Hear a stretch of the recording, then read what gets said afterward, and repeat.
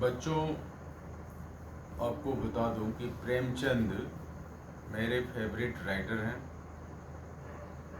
उनकी कहानी नमक का दारोगा आज हम पढ़ने जा रहे हैं। यह एक ऐसी कहानी है, प्रेमचंद के साहित्य की विशेषता है कि प्रेमचंद ने अंग्रेज़ों के समय जो रचनाएं लिखी थी जब हमारा देश गुलाम था, वो कहानियाँ, वो उपन्यास आज भी प्रासंगिक हैं। इसके पहले कि हम नमक का दारोगा कहानी पढ़ें, मैं अपने प्रिय लेखक प्रेमचंद के बारे में उनका संक्षिप्त जीवन परिचय मैं आप लोगों के सामने रखना चाहता हूं और उनकी जो साहित्यिक रचनाएं हैं उनके बारे में बताना चाहता हूं। प्रेमचंद हिंदी कथा साहित्य के शिखर पुरुष माने जाते हैं। कथा साहित्य के इस शिखर पुरुष का बचपन अभावों में बीता। स्कूली शिक्षा पूरी करने के बाद पारिवारिक समस्याओं के कारण जैसे तैसे बीए तक की पढ़ाई की। अंग्रेजी में एमए करना चाहते थे, लेकिन जीवन यापन के लिए नौकरी करनी पड़ी। सरकारी नौकरी मिली भी, लेकिन महात्मा गांधी के असहयोग आंदोलन में सक्रिय होने के कारण त्यागपत्र देना पड़ा। जैसा कि बच्चों आपको बताया मैंने कि प्रेमचंद का बचपन केवल बचपन ही नहीं, उनकी पूरी जीवनी को अगर हम देखें तो उनका पूरा जीवन ही संघर्ष करते हुए बीता। वह जीवन भर एक अभावग्रस्त इंसान के रूप में बने रहे। उनका पूरा का पूरा जीवन एक सजग और सतत संघर्ष के रूप में हमारे सामने है। पत्नी शिवरानी देवी के साथ अंग्रेजों के खिलाफ आंदोलनों में हिस्सा लेते रहे। उनके जीवन का राजनीतिक संघर्ष उनकी रचनाओं में सामाजिक संघर्ष बनकर सामने आया, जिसमें जीवन का यथार्थ और आदर्श दोनों था। मैं आप लोगों से जानना चाहता हूँ, यथार्थ और आदर्श ये क्या होते हैं? एक बच्ची इसमें सो भी रही है।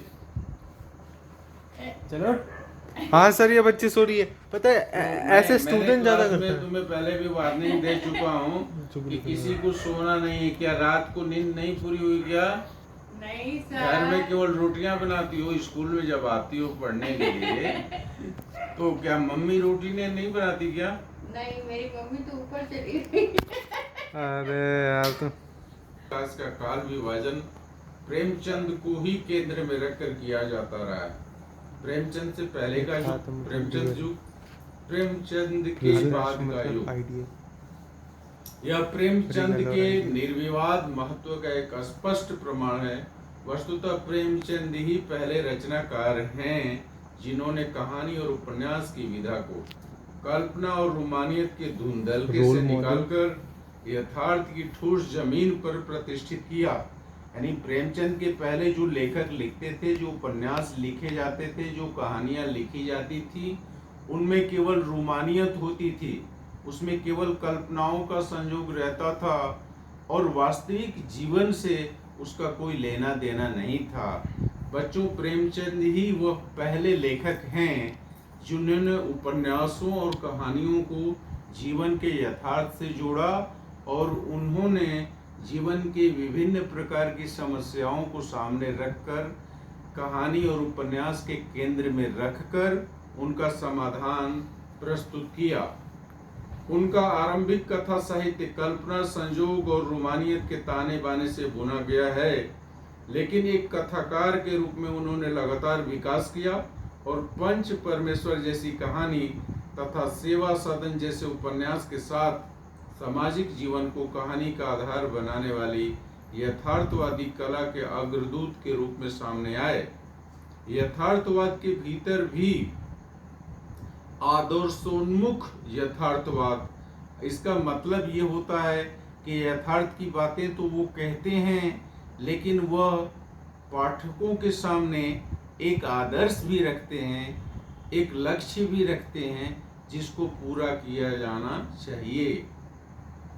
यह कहानी और उपन्यास के क्षेत्र में किए गए उनके ऐसे रचनात्मक प्रयासों पर लागू होती है जो कटु यथार्थ का चित्रण करते हुए भी समस्याओं और अंतर विरोधों को अंततः एक आदर्शवादी और मनोवांछित समाधान तक पहुंचा देती है।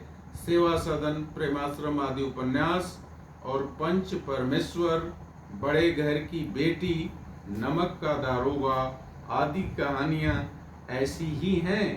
बाद की उनकी रचनाओं में यह आदर्शवादी प्रवृत्ति कम होती गई और धीरे धीरे वे ऐसी स्थिति तक पहुंचते हैं जहां कठोर वास्तविकता को प्रस्तुत करने में वे किसी तरह का समझौता नहीं करते। गोदान उपन्यास और पूस की रात, कफन आदि कहानियां इनके सुंदर उदाहरण हैं। बच्चों समझ आ रहा है? अब हम नमक का दारोगा जिस कहानी के बारे में जिसका उल्लेख करने जा रहे हैं, जिस कहानी को हम पढ़ने जा रहे हैं, उसका संक्षिप्त परिचय आप लोगों के सामने दिया गया है। नमक का दारोगा, इसका प्रथम प्रकाशन 1914 में हुआ।